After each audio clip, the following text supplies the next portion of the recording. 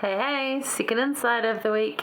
So we're in section 67. This is the one that talks about printing the Book of Commandments, which is now Doctrine and Covenants. And if you want to know some of the backstory there, go look at insight number 1. We talked about it there.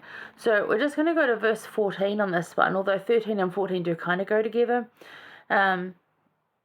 It's verse 14 I really want to focus on. So it says, "Let not your minds turn back.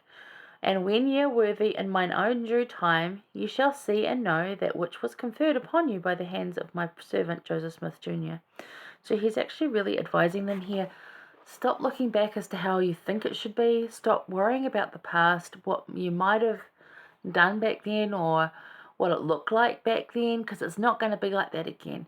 Now this really goes into as well, he's told this to a lot of people. So if you remember, and go back to the Israelites who Moses took across and parted the Red Sea and got them out of, slavery. And they wanted to go back at one point. Well, it's probably several points, but it is pointed out they wanted to go back at one. But they wanted to go back to slavery because it was better than wandering the desert. And the only reason they were wandering the desert is they weren't faithful enough to overcome their fear of going into the new place and moving on, going into the promised land. It was too scary for them. They said, "Oh no, it's got giants in it and we heard it's bad. We don't want to go there." And the Lord's like, "Look, you're going to be fine. Just make the step." And they're, "Oh, no. And this is part of what holds us back, is that fear. And so he's saying here, this goes in with the first one over in verse 3 about, letting the fear come and having the faith over that.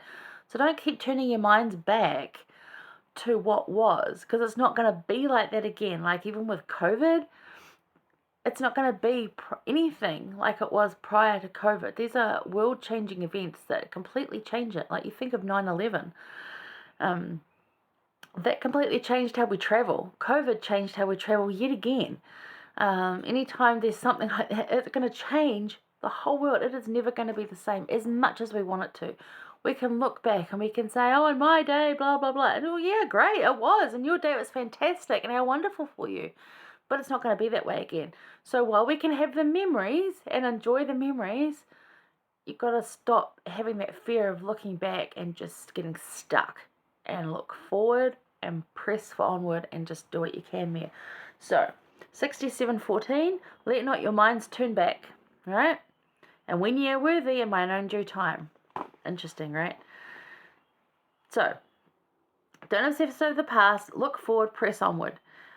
Now, who here worries over the past? This is what I've written down. I do, and I've got to learn that. I've got to stop doing that. I look over the past, and I'm just like, "Oh, I loved my figure when I was 16. Let's go back to being 16 so I can look good again." That comes up in my mind. I'm never going to look like that again. It would be just ridiculous to think at 46 I could look like I was when I was 16. It's not going to happen, right? Not going to happen. There's foods that I miss from, my childhood. We used to get these really cool chips, little round cheesy things, and no matter what has been produced since, it is not the same. And there was probably some really terrible chemicals in those things, but that I miss. I miss being able to eat whatever I want to eat. That's a big one. I want to be able to do that again sometime, and really it's not going to happen because food does hurt me. So I've got to be very careful around that. So I could get really obsessed on those things and stay back in those. And sometimes I have that, I just want to, but stop getting back there. Look forward, press forward, deal with what's now and move forward. Have good memories, but move forward. So, keep looking back at what was easier hinders our progression and growth. Those that are looking back and longing create for themselves skewed expectations of what now should be. If you're looking back and longing and desiring that to be now, no. That lovely romantic relationship you had when you first met your partner or some other person that you're thinking about, it will never be the same again. It will be completely different. It might have elements, but it will be different. Better, hopefully, not always, right? So, but you'll have a skewed expectation. If you keep looking at that longingly, at that what was, it's going to skew what you think should be right now. And it's not going to be that way. You got to lose these, "Oh, it should be like that. Oh, it should be like that." It's not going to be.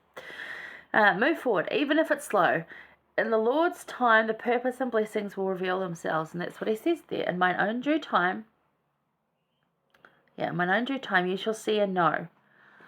See, you just gotta wait. Sometimes it takes a while. Anyway, Elder Bedner, he said, look to Christ, build upon the foundation of Christ, and press forward with faith in Christ.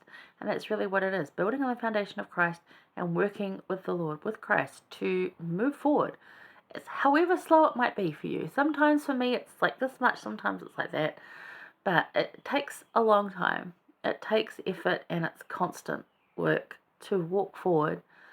But it's a lot easier if we're not hung up on what it should look like, what it should be, or like trying to make it what it was back then, because it's not going to be. And you can find joy in what it is now. You really can. Okay, that's insight number 2. We're going to go over to section 68 and talk about being of good cheer, because we definitely can do that. All right, I'll see you there.